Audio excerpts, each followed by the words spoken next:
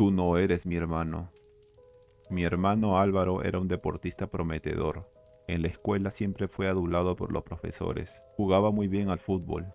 La escuela ganó muchos campeonatos gracias a él. Al terminar la escuela ingresó a un club de preparación. Era el orgullo de la familia. Recuerdo que lo veía como un héroe. Un día se fue a la playa con sus amigos.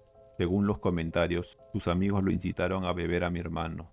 Él nunca bebía. Mi hermano se metió a nadar, pero las olas lo fueron arrastrando ante la desesperación de sus amigos. No pudieron rescatarlo. Su cuerpo desapareció y su cadáver fue encontrado a las horas. Recuerdo la llamada a mi casa. Yo me encontraba viendo televisión cuando escuché el grito de mi madre. Todos nos acercamos y nos enteramos de la tragedia. Mi madre lloraba todas las noches. Entraba a su cuarto y miraba sus cosas por horas mientras lloraba. Una noche la vimos llevar un vaso de agua. Mi padre le preguntó qué hacía llevando eso. Mi madre respondió que es para Álvaro. Nos miramos asustados. Mi madre hizo un pequeño altar en el cuarto de mi hermano con su foto en el centro. Ella llevaba un vaso de agua todas las noches. Pero eso no era lo extraño.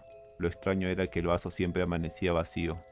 Simplemente durante la noche el agua desaparecía y solo se quedaba un vaso sin nada dentro, ni una sola gota. Se volvió una práctica común de mi madre y no dejó de hacerlo ni un solo día. Era perturbador. Mi hermana y yo le cogimos temor a mi madre. Ella no era la misma. Pasados unos años, mi padre nos llevó a vivir al extranjero y nos llevamos a mi madre para que pueda superar lo ocurrido. Yo estaba feliz de irme de esa casa. Mi madre se resistió al inicio, pero entendió que debía irse. Mi hermana ya tenía pareja y se quedó viviendo en la casa. Ella nos contaba que en las noches se escuchaban ruidos en el cuarto, algunas veces golpes, incluso encontraban las cosas tiradas por todos lados. Mi hermana no pudo vivir más ahí. Le pidieron a un albañil que tapiara la puerta con un muro de ladrillos. Alquilaron la casa a una familia que no duró ni una semana. Dicen que se escuchaban golpes y gritos detrás de la pared. Mi madre nunca se enteró de esto, pero vendimos la casa. Para mí todo lo que ocurrió en ese cuarto no pudo haber sido el espíritu de mi hermano. Simplemente algún ser quería hacerse pasar por él. No, no era una niña. Estaba acampando con mi esposo y su familia en un pequeño lago muy remoto. Éramos unas 10 personas en nuestro grupo y otro grupo de 6 personas en el campamento de al lado. Era de noche y ambos grupos estaban haciendo actividades típicas como tomar unas copas y contar historias alrededor de las fogatas, cuando todos escuchamos lo que sonaba como una niña gritando pidiendo ayuda. Ninguno de los grupos tenía niños con ellos, pero todos estábamos seguros de lo que estábamos escuchando. Era una niña pequeña y decidimos buscar juntos en el área donde escuchábamos los ruidos. Los hombres se pusieron muy alertas para encontrar a la niña. Todos pensábamos que se podría tratar de alguna niña siendo maltratada en algún lugar. Buscamos por todos lados y no encontramos nada. Ya no se escuchaba a la niña pidiendo ayuda. Había un campo detrás de nuestros campamentos y todos vimos una figura muy alta, de un blanco puro, parada a unos 30 o 40 metros de nosotros en el campo. No se movía. Pensábamos que se podría tratar de un espantapájaros. Las linternas no tenían la potencia suficiente para notar claramente, pero parecía observarnos sin moverse. Se formó un grupo de 5 chicos, incluyendo a mi esposo. Conforme iban avanzando, la figura parecía retroceder sin moverse. Era como si flotara en el aire. La figura retrocedió varios metros del grupo que se acercaba, que llegó contra unos árboles, donde se movió bruscamente de una manera muy extraña, como si fuera una especie de araña, e hizo unos ruidos que no pudo ser descrito por el grupo. Todos regresaron corriendo ante los gritos de los demás. Estuvimos de acuerdo en que esa cosa parecía de unos 2 metros de alto. Era delgada y muy blanca. Los grupos decidieron unir todas las carpas haciendo un círculo. Nadie saldría a hacer sus necesidades si no era acompañado por un grupo grande. Nadie quería dormir. Todos teníamos los nervios al máximo. Todos miraban de rato en rato a los alrededores y esto contagiaba a los demás. El miedo en las caras era evidente. Yo misma no paraba de temblar. Cerca de las 3 de la mañana todos decidieron meterse a dormir. Cuando en no más de 5 minutos que todos ya estaban en sus carpas comenzaron los gritos de la niña nuevamente a lo lejos. Era estremecedor. Se escuchó a alguien gritar que nadie salga. Se silenció por unos 15 a 20 minutos, cuando de repente se escuchaba el grito como si estuviese en medio de todas las carpas. Escuché a personas insultando para que nos dejara en paz. Otros se pusieron a rezar. Algunas chicas lloraban. Llegamos en un momento donde todos nos encontramos rezando el Padre Nuestro en un coro muy fuerte que rivalizaba con el grito de la niña. De pronto se escuchó un grito agudo, y como si un caballo se alejara a galope, el sonido se perdió a lo lejos. Se formaron grupos para rezar mientras otros dormían. En realidad, no sé quién podría dormir, yo no pude hacerlo. Con los primeros rayos del sol salimos todos de las carpas. Muchos buscaron las huellas del caballo, todos estaban seguros de haberlo oído, pero no se encontró nada. Empacamos lo más rápido que pudimos y nos fuimos de allí. No estaba con vida. Soy Edith García, una psiquiatra, y al principio de mi carrera trabajé en un hospital de salud mental. Uno de nuestros residentes, Mario, era un modo electivo, lo que significa que no hablaba, no quería, no podía hablar, pero no había razones médicas para explicarlo. Mario caminaba todo el día, todos los días, moviendo su boca como si hablara o murmurara, pero no salía ningún sonido. Tenía la inquietante costumbre de echar la cabeza hacia atrás con la boca bien abierta, como si estuviera riendo a carcajadas, pero no se oía ni un suspiro, como si le quitaras el sonido a un video. Si hablaba con él parecía escuchar periódicamente, echando la cabeza hacia atrás en esa forma suya de imitar la risa. Se probaron varios medicamentos, pero no le afectaron ni positiva ni negativamente.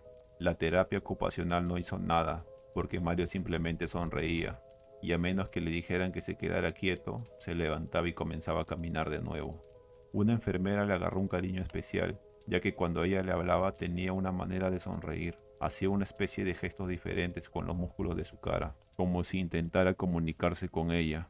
Una vez mientras estaba con la enfermera, a Mario le salieron lágrimas, como si la impotencia de no poder comunicarse lo agobiara. Pero un día Mario logró hablar con la enfermera. Ella gritó y se fue en búsqueda de un papel y lápiz. Él dijo: "Mi nombre es Fernando Duchenne y llevo 10 años muerto". La enfermera estaba estupefacta. Llamó a todos, donde también se me comunicó. Al llegar con Mario ya no decía palabra alguna. Esas fueron las últimas palabras que pronunció. Ahora dudábamos de la enfermera. Al día siguiente, cuando fueron a buscar a Mario en su cama, se encontró un cadáver, pero este cadáver estaba en un estado de descomposición de muchos años. Era lo más cercano a una momia. Mario no se encontró y en su lugar solo estaba este cadáver. Todos nos miramos y dijimos que estas cosas eran imposibles. Se vieron las cámaras de seguridad. Nada inusual pasó. Entonces, ¿cómo es posible que haya sucedido algo como eso? Se investigó el nombre proporcionado a la enfermera, donde se descubrió que Fernando Duchenne se crió en el sur profundo y se unió al ejército cuando tenía 19 años, pero una noche desapareció. Fue declarado ausente sin permiso y finalmente fue declarado desaparecido y muerto. El folio del hospital decía que un día llegó cubierto de polvo y vestía la misma ropa que según el informe llevaba la noche de su desaparición.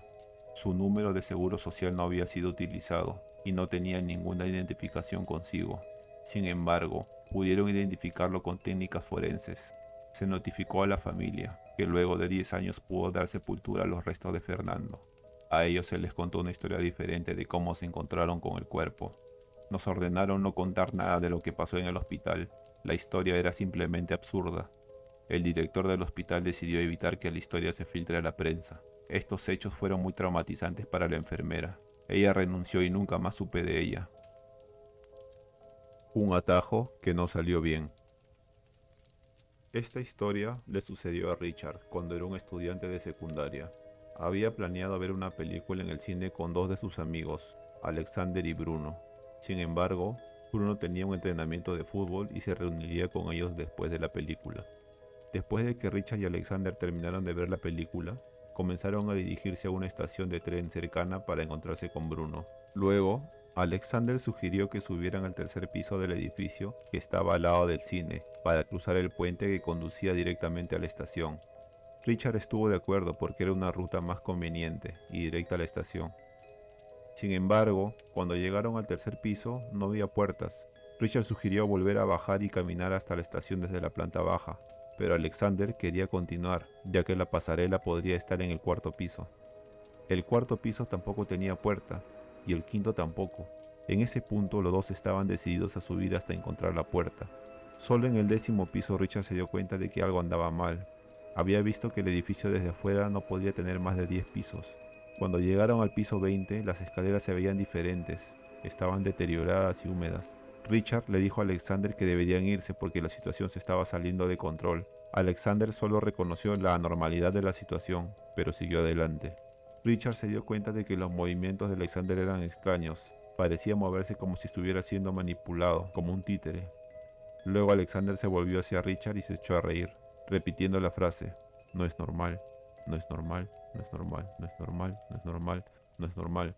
Las pupilas de Alex estaban tan agrandadas que el blanco de sus ojos había desaparecido. En ese momento, Richard bajó corriendo las escaleras a toda velocidad. Continuó corriendo hasta la estación, donde se encontró finalmente con Bruno. Richard le contó a Bruno lo sucedido y decidieron regresar porque no podían dejar a Alexander solo en ese edificio. Sin embargo, cuando regresaron al mismo edificio solo tenía 4 pisos. A la mañana siguiente, Bruno y Richard esperaban que Alexander regresara a la escuela, pero estaba ausente. El cuerpo de Alexander no fue encontrado hasta un mes después, lejos del edificio donde desapareció. Su cuerpo estaba completamente disecado, como si llevara muerto más de un mes. Las autoridades no pudieron encontrar evidencias de que Richard tuviera algo que ver. Las autopsias y resultados médicos fueron escondidos por la familia de Alexander, que se mudó de su casa.